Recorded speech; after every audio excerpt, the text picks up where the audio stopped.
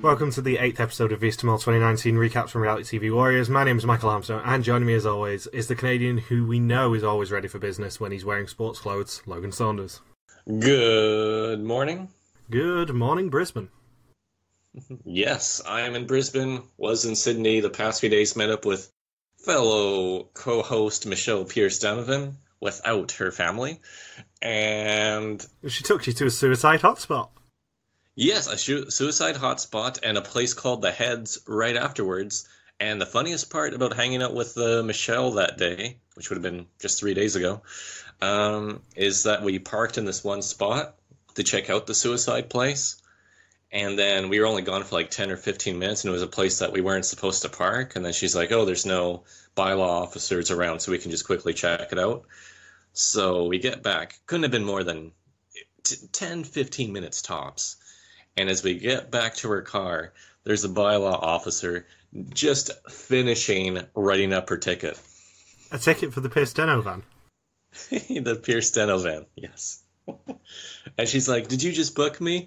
And the bylaw officer's like, yeah, I'm tearing off the page as Michelle asks the question. And she just shook her head. She's like, I'm so sorry. And that bylaw officer was never seen again after Michelle took him up to the suicide hotspot. Yeah, that's what I was about to say. Michelle should have taken the ticket and be like, oh, this just makes everything worse. I just talked myself out of it. And then runs back up the hill. Just ham it up. Yeah, if you're a bylaw officer, maybe don't write tickets next to a place called Suicide Hill. But yeah, the bylaw officer, she just shook her head so much, and the reason why we didn't see her is because she was driving around in a van. So she just snuck up in a van and started writing tickets. Otherwise, we for sure would have seen her, because we weren't gone for a long time at all, because we were even looking out for one. What a shame. If I took like 2 or 3 less pictures, one less picture actually, we would have made it, so I think it would have been about 10 seconds, maybe less, and she wouldn't have had that ticket. Plus, we nearly got into a confrontation in a car park trying to take up the one. There was a car backing out, so we were going to take that spot, and it looked like a car was going to steal the spot from us and have a replay of what happened to Michelle a couple weeks ago. So I'm like, oh boy, this could be round 2, and I get to witness it all. Get your cameras ready. And from one co-host to another, you're meeting up with Ben this week, aren't you? Yeah, probably. Actually, we're going to go out on a pub crawl Saturday night. And 2 days ago, I met up with Naomi Soward, who is really close to Michelle Pierce-Donovan. They've hung out, I think, like 3 times. And Naomi lives just outside of Brisbane. They're actually, the place that Michelle lived in was like only a half an hour away from where Naomi lived. And Naomi played in 2 of my online Survivor games, so we hung out all afternoon and evening. And then when I go to Melbourne, I leave for there on Thursday. On Saturday, I'm going to meet up with fellow co-host Ben. I'm going to meet up with Bindles early next week. And I'm also going to meet up with Kai Armsden, who runs her own live Survivor and Big Brother games out of her house in Melbourne. And her main story was that she made out with Johnny Fairplay once. Who hasn't? Who hasn't, exactly. Very long list. And fellow, I guess this would be more in Mario Lanza's community, but Schwinn Insidia, Shin Ninja, Jinja Ninja. I'm meeting up with him too early next week. Actually, I think I'm going to meet up with him the same time that I'm meeting up with Bindles. So it's full of Survivor, Mole, Amazing Race meetups this week. I know too many people in Australia, apparently. Yeah, I was thinking that. Meanwhile, I'm just going to have to settle with, going to the live finale in a week and a half. Yeah, that's your consolation prize. And potentially meeting up with, I doubt I'm going to meet any of the contestants, but, I'd quite like to befriend Nikki and Rick Paul and Niels and, all the people I've liked this season. You have to talk to Sinan. Oh, that would be amazing. If I can talk to Sinan, I'll try and get you a message from him. Yes, we have to. Preferably saying, Logan Saunders, fuck you. Well, he fucked himself over in this game. Spoilers. Spoilers. He's been doing that since day one. That's not a spoiler. That's something we've seen on it's a repeating pattern for the past 8 weeks. Anyway, we probably should actually start with this episode. Yeah, I want to see some koala bears. So previously, the final 6 had another chance to earn money. They successfully swapped chests and had an individual dilemma, resulting in a double execution. At the execution, it was Jamie and Rick Paul who fell at the penultimate hurdle, leaving just Niels, Meryl, Sinan and Sarah. And the episode begins with everyone in disbelief at Jamie and Rick Paul going. I'm in disbelief too? I'm not, because neither of them were suspects. Yeah, that's actually right. We didn't suspect either of them. And Meryl thinks that she's close, as she only went for 2 people in the last test, and Niels is 100% sure that it's not Sarah who is the mole. Maybe he's going to be the runner-up in the finale then, or the mole. Maybe he's going to be the mole, as, spoilers, I suspect, and so does Bindles. Bindles and I were discussing this whilst you were procrastinating and making me wait, that he also has been going on Niels for the entire season. Everyone's been going for Niels since like day one, except for me. Except for you, yeah. I'm the one. That's why I'm thinking it's too obvious for it to be Niels if everyone thinks it's Niels. It's not going to be like the 33-33-33 split of last year. Well, I did actually, out of interest, look on the official website right before we started recording this. And at the time of recording, it was 31-32-37. Of the remaining 3? Yeah. But yet the whole online community seems to be on Niels. Everyone seems to have ruled out Meryl. Just because she's been so invisible. It's tough to take her, like, if she's the mole, it's like, what's her story then? I think all 3 remaining people have had some sort of clues potentially pointing to them, from what I've seen. But everyone seems to have kind of ruled out Meryl, given that she's, not been in most of the episodes. Mm-hmm. Even this one, she was she wasn't really a presence until her blunder. I'm pretty confident to say that it's either Niels or Sarah. And I'm still leaning towards Niels, because if I'm right, then I get a full house on the suspect list and I pretty much win. And I would say, if I'm like 90% sure it's Sarah, and if it's not Sarah, that remaining 10% is Niels, and if it's Meryl, I'm going to be floored. So am I. I'm fully expecting to be stood in the Vondel Park in 10 days or so going, oh my god, how wrong was I, it's Meryl. We had a podcast of 2 people and like 3 other people who watch it along with us who all couldn't be more wrong. Congratulations, producers. I'm fully aiming on being one of those people that Chris tries to talk to at the finale going, who do you suspect? And then being the cheerleader for Niels. And inevitably not winning the champagne. And I'm bored of mentioning this in the intro. There's puzzle pieces again. It's 90% of the intro again. It's puzzle pieces, Jamie cheering on the rooftop, and the yokers getting open. That's it. Yeah, this was a fairly subdued episode for the 4 contestants until the exemption challenge. With the funniest moment of the season so far. Just them, they openly like, we're just not talking to each other. We're all keeping to ourselves. I'm thinking, that makes for riveting television. And yet I think this is the best episode of the season. Because it had the old mole spirit back this week. It's been a bit flat all season. I can say this now that we've actually had a good episode. It's been a bit flat all season. This episode felt more classic mole to me. Yes, absolutely. Last episode was more twisty, but it was the most engaging one of the season. And then this one felt very classic mole in terms of the types of challenges you would have. Yeah, they weren't generic challenges, and they were all, I wouldn't say necessarily cultural, but they were all challenges I can accept being done. They weren't the phone-in challenges that we have had. At least we had motorbikes on the Caribbean. At least that is kind of cultural. And Niels looks at Sinan in the family photo between the pictures. I always like to point out potential clues in the family photos because they do love hiding them in there. And the episode title is the Dutch verb to throw sand. Which is what Sinan's been trying to do to people's eyes all season. And burn their socks. I'm going to make it miserable, but I'm not going to burn socks. I'm going to burn these tokens. And they're going to be unmatched, so we're not going to win this challenge. Even though I'm going to try really hard to get in lots of exercise, I'm going to boost my own fitness and make everyone so jealous. Yeah, where did his sports outfit come from? He's wearing like a Nike shirt and everything. Like, man, where did the Sinan just decide he's going to take up jogging in like the most humid part of Colombia possible? I don't know, because he was wearing a sports t-shirt, but then he was just wearing shorts. And this is the first instance that we've got this season of them monkeying with the timeline, because we open with the scene of Niels and Sinan talking over the small breakfast table, and Sinan saying that Niels will always get tea or coffee for you in the morning. But we know from the challenges that that is from the second day of this episode.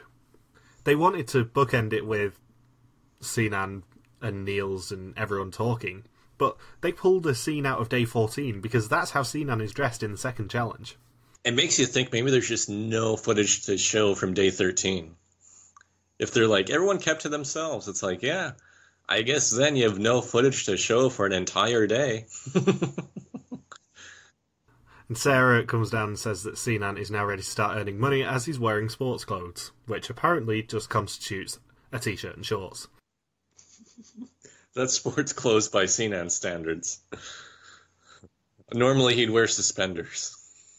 If Sinan isn't ready to earn money, he just comes down in a dressing gown and slippers. Yeah.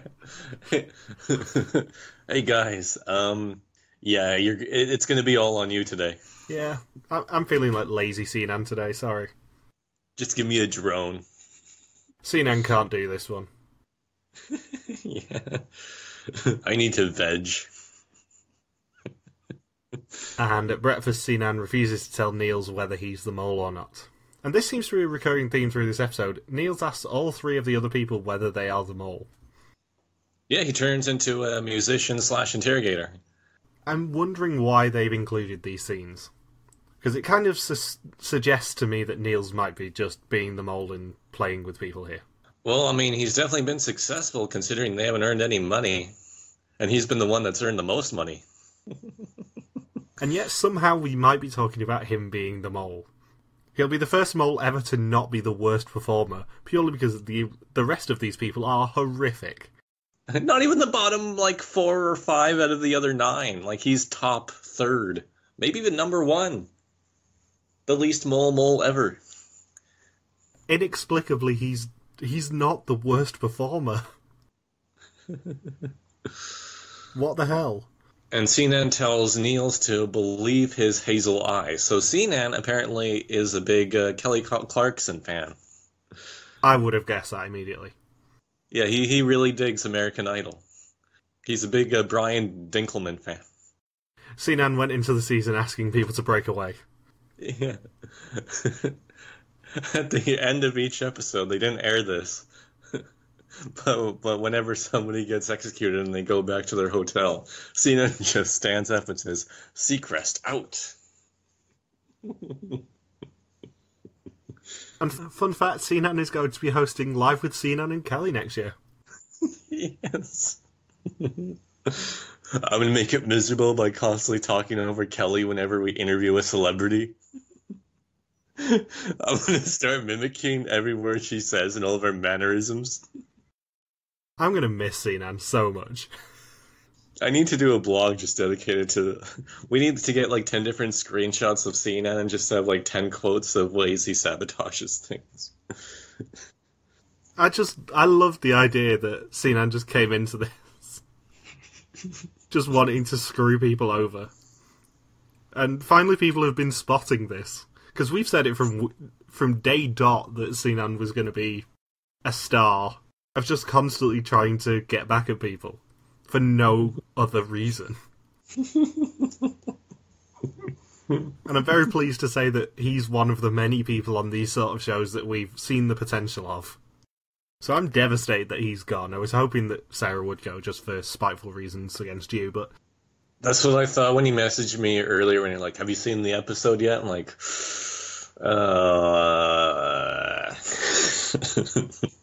The reason that I asked whether you'd seen the episode is because I knew exactly what the banner was going to be this week and I didn't want to spoil the exemption task for you.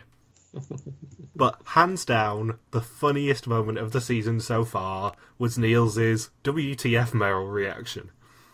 I rewound it so many times. I think everyone had a WTF reaction. In fact, Meryl herself had a WTF reaction like 0.2 seconds after she did it. Like, oh yeah, if I pull this pin, whoever's after me just gets the exemption. So anyway, the first assignment, which takes place on the Playa Mica, and they can earn money by burning money.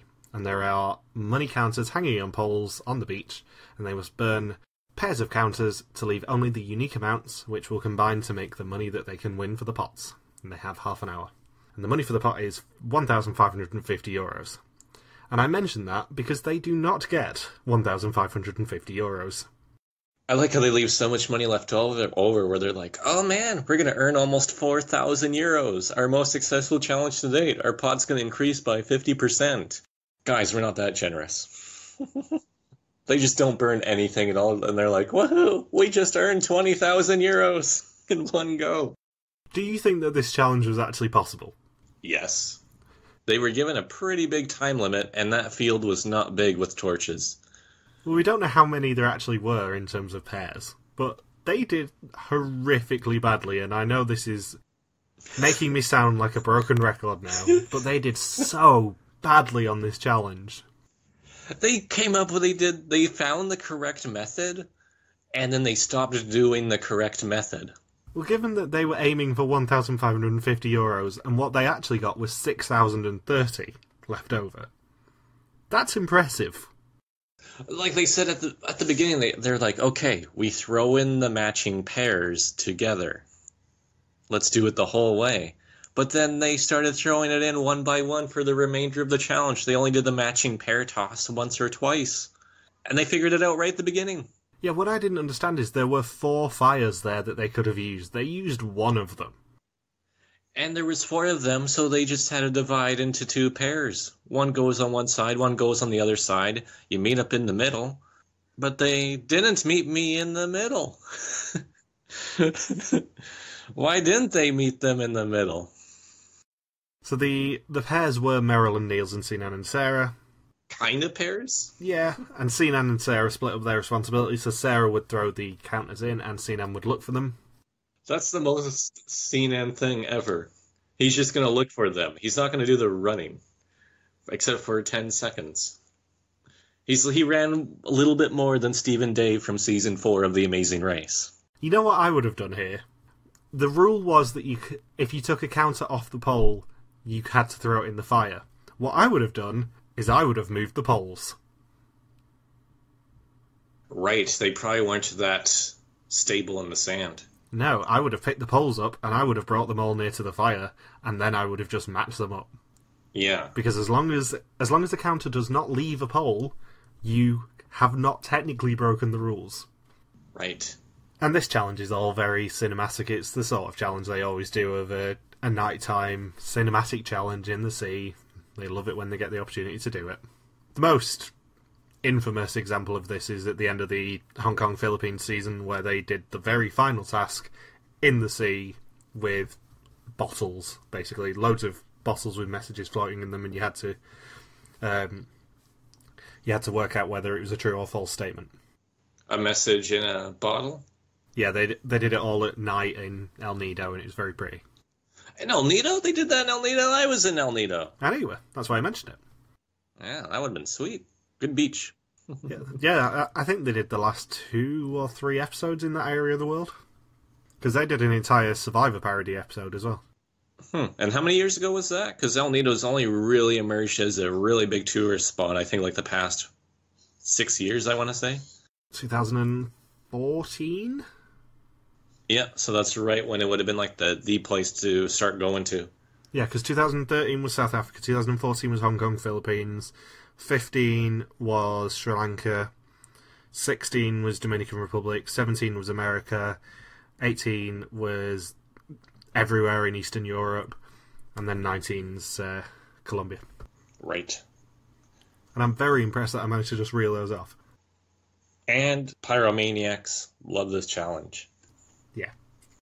And Niels says that they've not earned enough To which I say, well noticed. Thanks for actually coming to this game. Yeah, they're not a very observing group if they make that statement at Final Four. Like, there's still a chance that they don't crack 10,000 this season. It's very unlikely that they will crack 10,000 because they've got three challenges left. Have they ever not cracked 10,000? Well, the lowest we've ever seen was 10,500 euros. So they have a really good chance of breaking that record. Yeah. Given that they ended this episode in 9,300, they very well could avoid topping 10,000.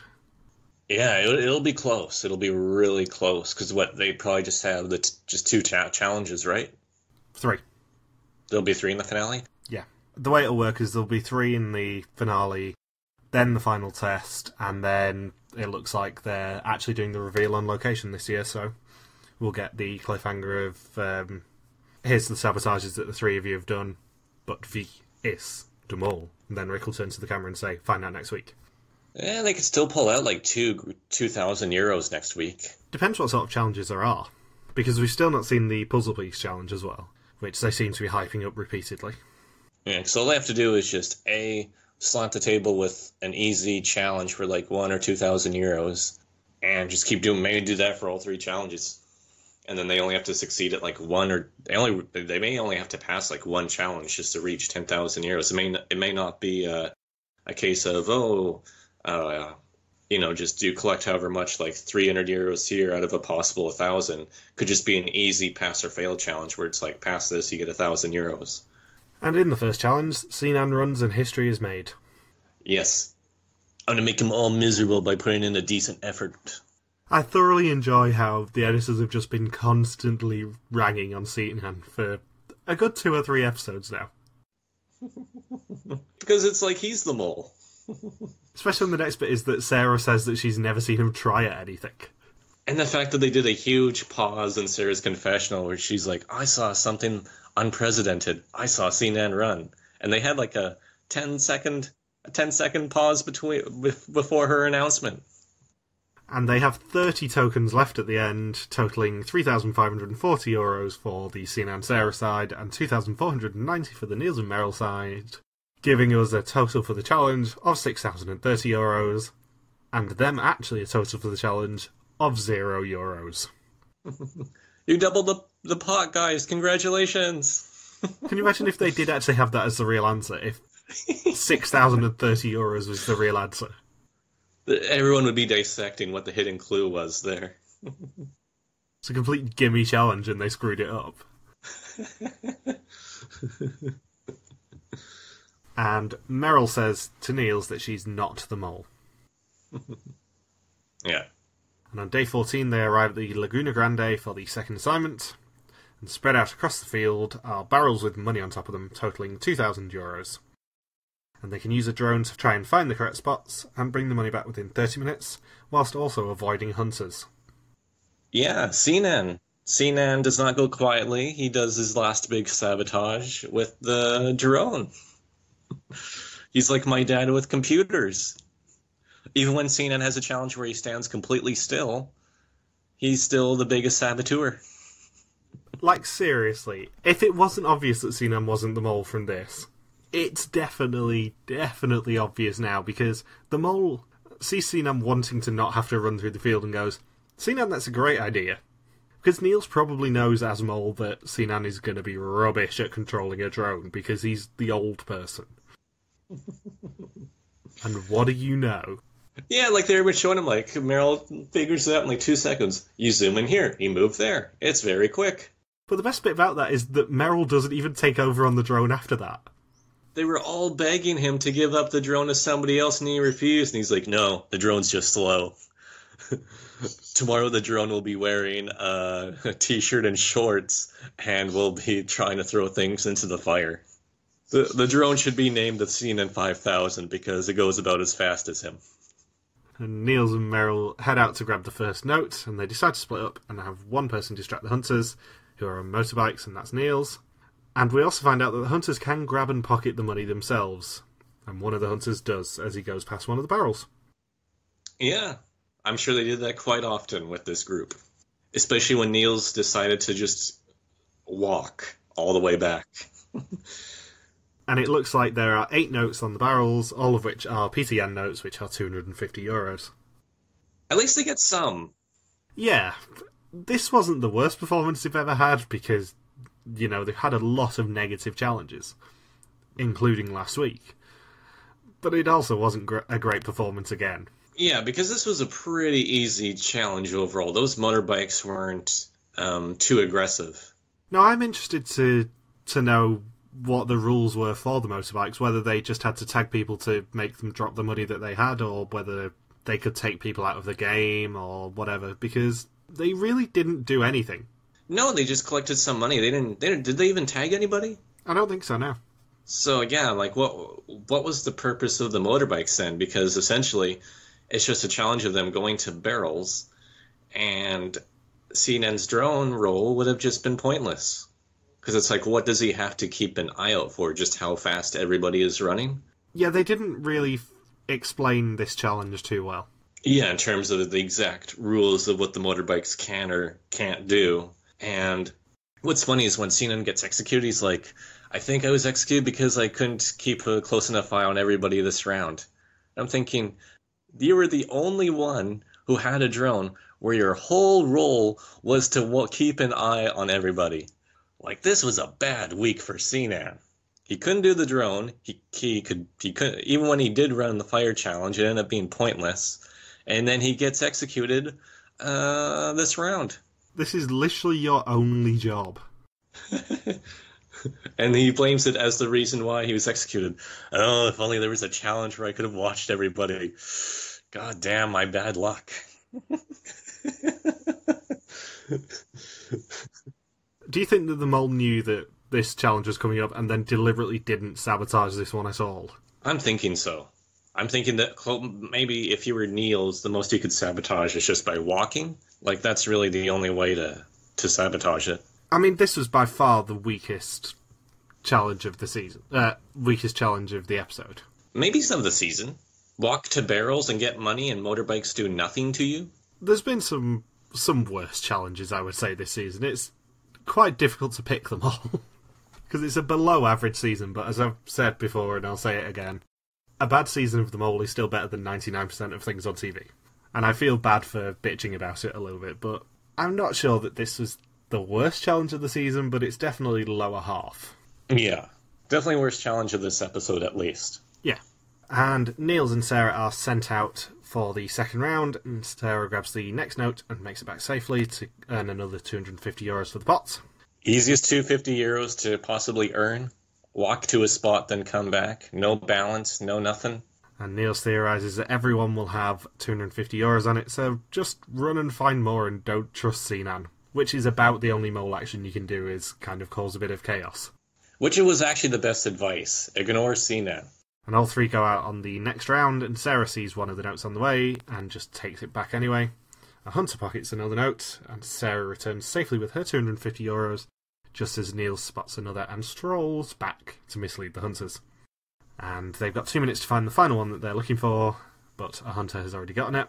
And they take another one with less than a minute to get back, and return just in the nick of time for a total of €1,250 of a possible 2,000 for this challenge. An episode total of €1,250 out of 3,550, and an overall total of €9,300 out of a possible-ish €112,650. And it should be added that inflation goes up and up each year, so with that €10,500 record, just think you add in more inflation years later, and this really is by far the worst showing going into a final episode. And yet this is by far the most watched season of Vs to Mall ever. I was going to mention this towards the end, but of the 8 episodes that have aired so far, only 2 of them have not exceeded a 40% market share in live TV. It means Vs the Mall is going to be around for a very long time. Yeah. If you don't understand what that means that of the people who were watching TV in the Netherlands on Saturday evening at the time of Vs to Mall, 40% of them were watching Vs to Mall, or more. I believe it was about 43% this week.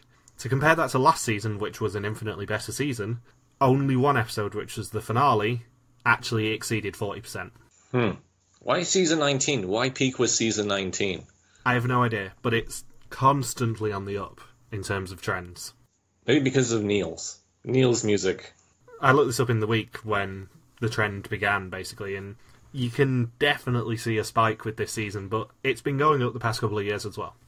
And Sarah is the final person who is asked whether she's the mole by Niels, and he says that he is to her. And the team board a boat down the river to their final assignment of the episode. And the mole smiles because they know another dilemma is coming. And they hike through the jungle, and they see a random board there. And Sarah says that Kaplunk is her thing. And Rick greets them with 2 yokers in his hands, one in either hand, and he says that one of them contains the exemption for the finale. And one by one they will take out pins on the board to make the yoker fall. Whoever makes it fall last wins it, and can choose to either open it or play it on the next test. Yeah, I think they're going to open it. I think they're going to go for a 50-50 shot at being in the finale rather than a 1-point bonus on a 20-question quiz. Yeah. Let's be perfectly clear here. Not a single person who is playing the mole is not going to open this yoker. And production obviously wanted them to open this yoker. Can you imagine the devastation if there was no exemption in it? Oh, it would have been so funny. It would have been such an anticlimax. Or it's like minus 500 euros. I think that both yokers probably contained exemptions. I bet if they had more money in the pot, the risk would have been like either you sacrifice 1,000 or 2,000 euros, or there's the exemption to get into the finale. Because that's something that the American version of the mole would always do in a situation like this. Well, I saw a theory, I think it was from Bindles, saying that a better idea would have been to say to the winner, if you don't open this yoker, we will put 3,000 euros into the pot. If you do open it, then you earn nothing for the pot. Because that would have been an actual dilemma. Mm-hmm. I think so, I agree. They needed to add an extra layer to it, because just watching people take out pins wasn't the most riveting television. In fact, I pretty much just tuned out for like the 5 minutes until Meryl made her mistake. Meryl made this episode, because I know that we've been a bit harsh on her being Purple Meryl, let's be honest. But oh my god, everything was worth it for what she did. It was so funny. Like, as soon as she takes out the pen, we're all like, is she a genius, or is it exactly as it appears to be, where just whoever's next gets this exemption? Yeah, so basically everyone just keeps taking out pins that won't make the yoker fall until someone's forced to. However, with about 20 pins to go, Meryl accidentally takes the wrong pin out and lets Niels win. And this is where it gets funny, because Niels walks over to the board, pulls out the final pin, turns to Meryl and basically just goes, "What the fuck, Meryl?" Yeah, not even grateful, not a thank you, it's... Just shrugs. Yeah, what the... WTF? Yeah, but his reaction is just so delightfully funny. Because even if he is the mole, that's the sort of challenge where you can't really play it as a mole, you have to play it as a player. And just the look of confusion that goes over his face where he's like, did you just accidentally screw everything up? Did you just let me probably win this season if I'm not the mole? Because the thing here is that if she was clever, and if she suspected Niels, then it's a good idea to let him win, because then you still have a 2 out of 3 chance of, getting through the next test. Yeah, and then she comes off as a genius. However, if you don't suspect Niels and you did it because you're a thicko, you're an idiot. And it could have horrifically backfired on her, because if you did the math and worked it out, Meryl should have been the one to pull the final pin and should have won that exemption. Oh yeah, that's with how many pins were left, she was guaranteed to win it? Yeah, she was guaranteed to win it if it went down to the last pin. See, what would have capped this episode to make it pretty much perfect is if Meryl was executed. I thought that. I was convinced that Meryl was going to be going purely because of the mistake that she made. It would have been the perfect end to her season of, yeah, Meryl, we're not going to show you much at all. You're going to mess up in the Final Four episode, and then you're just going to get binned off. Yeah, just get completely, just invisible edit, followed by humiliation. It's like everyone's worst fear when they finish filming of a reality show, where it's like the one and only thing people will remember you by. But instead, Sinan goes home. And Sarah says that in this season, all yokers go to Niels, and he promises to open it up in front of everyone. And it's fair to say that Meryl is devastated. Yeah, imagine that though. She gets executed. It's like she goes from guaranteeing herself an exemption just based on where she is in the order, and instead gets executed at Final Four, as opposed to winning the game. That makes for a much better storyline. Instead, it's, we lose Sinan before the finale. God damn, now they have a shot at making more money. I mean, we made 6,000 euros in the final episode without Sinan. Who'd have thunk? Yeah. Everyone can run, everyone can use technology. It's all good. And seen as though it's a special occasion, Niels showers to open his yoker, and it contains the exemption for the finale. I'm surprised how happy everybody was for him. Like, if I was not the mole, and I didn't suspect Niels, I'd be thinking, 50-50 shot I get executed tonight. That is rough. Yes. Which very well could have been the case here if Niels isn't the mole. It could have been Sinan versus Miro. The heavyweight championship of Final Four showdowns. Sinan, I'm going to make everyone miserable, versus Miro who? Huh? Let's pin this episode. And Niels says that he has a small disadvantage in the fact that he won't see his screen now and won't know whether he's right. It's like that's like the worst thing to say to everybody after you just guaranteed yourself a 50-50 shot at winning this game. Where it's like a rich person saying, "Oh man, you know what the worst part about this is? I don't know how I'm going to spend all this money. I know I'm going to waste some of it. Well, I'm going to spend it on a lot of alcohol and fancy cars. You guys don't have that problem. I have all this water, and you guys have to walk an hour to a well and then boil and purify the water afterwards. Man, you guys would hate to be in my shoes." And on the morning of day 15, it is time for the test. 20 questions on the identity and actions of the mole. Whoever knows least is the final person to go home before the finale. And Sarah says that Sinan is still suspicious as he doesn't do anything, and she took a big gamble at the last test and has learnt something, and she's staying on that one person. Meryl says that Sarah's transformation is amazing. She started off nervous, maybe because she's in a scary role. Sinan says that Meryl is very suspicious, although she tries. He's unsure about her sincerity. And Niels doesn't even take his exemption out of the wooden casing. Maybe he didn't even play it. Oh no, he played it. He didn't even try to hide how deliriously happy he was. He just put it straight on the table and then walked away. Start skipping, then you see like Dorothy, the Tin Man, and the Cowardly Lion all link arms with him. And Sarah gets a green screen and joins Niels in the finale, leaving just Sinan and Meryl in danger. And then Sinan gets the red screen, making Meryl the third finalist. And Meryl's in the finale. Don't know a damn thing about her, but she's in the finale. Meryl who? Egg? And for the first time all season, there are more women left in the game than men. It looked like it was going to be an all-male Final Five, and then things sure switched around quickly. And Sinan says that he was so sure of his mole, and he knows where he went wrong, and he didn't keep an eye on everyone in the last assignments, despite the fact that that was literally his role. This is literally what you were given the job to do, Sinan. I have to post that in Reddit. That's just... Sinan was a goldmine this episode. Sinan is a goldmine all season. He's probably one of my favorite male contestants in a long time. I think I think this episode solidifies him trumping Rick Paul. Sorry, Rick Paul, but it's tough to compete with Wreck-It Sinan. I know I'm on record as loving Nikki, but it's close between her and Sinan now for me. Sinan was just so completely and utterly oblivious that it's delightful to see. I don't know where they found him. And I know we were bitching about him in week 1, but I'm devastated that he went and that we don't get a full season of Sinan. Unfortunately, not all dreams can come true. I mean, imagine at the tree where Rick does the reveal next week of Rick reeling off all the stuff that Sinan does to make him look molish, like being lazy, not putting any effort in. Everyone not else's list is just 3 or 4 tasks, and Sinan has the whole dossier. Sinan gets a roast. Yeah. Yeah, they invite out Jeffrey Ross.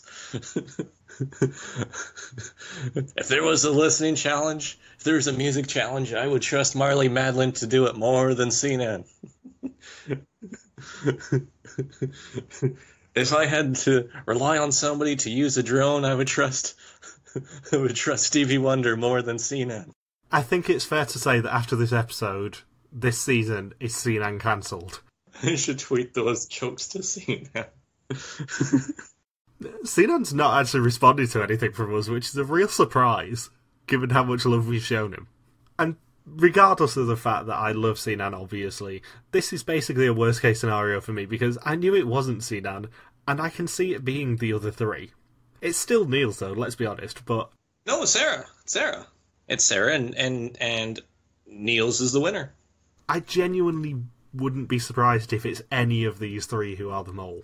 And it's the first season in a long while where a lot of people are feeling that way. Because currently Meryl is on 31%, Niels is on 32%, Sarah's on 37% on the suspicions of the official Dutch public poll. So Sarah has a slight lead. Because she's the mole. Because she's not the mole. She's the mole, and Niels is the winner, and Meryl has another blunder. So now the fun question that I get to ask each week, who's on your suspect list? Oh wait, we'll change it slightly. Mole, winner, loser, who is it? Sarah's the mole, Niels is the winner, and Meryl is executed.